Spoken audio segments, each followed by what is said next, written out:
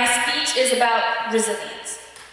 People love stories about resilience. The comeback, the win, the moment everything works out. But that's not how it feels usually when you're in it. Most of the time, resilience is boring. It's quiet. It's doing the same hard thing again, even when you're tired of trying, and when nothing seems to be changing. I think about a time when someone's worked really hard for something and still failed. Not in a small way, but in the kind of way that makes you question yourself.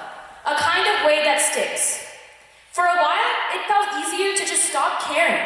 But eventually, they tried again. Not because they believed they'd succeed, but because giving up felt worse. That's resilience. It's not confidence, it's not motivation, but it's showing up when both are gone. I also think about people who have had something taken from them, like all of you in the audience. A goal, opportunity, a version of the future you were counting on. There's no lesson in that moment. There's only disappointment. And letting that disappointment turn into anger or numbness, that takes real emotional strength, portraying resilience itself.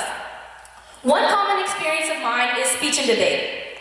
Giving up seemed very easy at that time.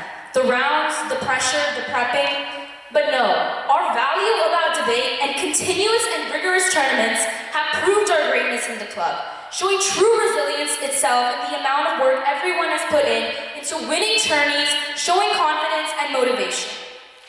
Backing down and not choosing to fight only creates penitence towards yourself. So in the end, you should put in the hard work you need to reach your goals one day. Take any occasion you've ever been through. Even in hard circumstances, people like your parents themselves have sacrificed so much and shown true resilience with you. That shows courage. That shows motivation itself. And that part matters. We don't talk enough about emotional strength. We treat it like a weakness to admit things hurt. But being able to sit with pain without letting it define you, that's strength. Resilient people are not unbreakable. They break a lot. They just don't stop there. If you're struggling right now, you don't need some breakthrough. You don't need to fix everything. You just need to take one step, even if it's a small one, in the right direction. That counts. There are moments you can do everything right and still not get the result you wanted. You prepare. You stay disciplined. You give your full effort, and things still fall apart. That can make people feel like effort doesn't matter. But resilience, it teaches the opposite. Effort still matters because it builds something inside of you before success appears. A person who keeps on going after disappointment, they learn patience. A person who keeps on working after failure, they learn discipline. A person who faces rejection and still returns confidence in a much deeper way than someone who succeeds immediately. That is why resilience often creates stronger people than success ever could. Sometimes, resilience also means accepting that growth is slow. Not every improvement is obvious right now. Sometimes, you only realize months later that something which once felt impossible for you is normal.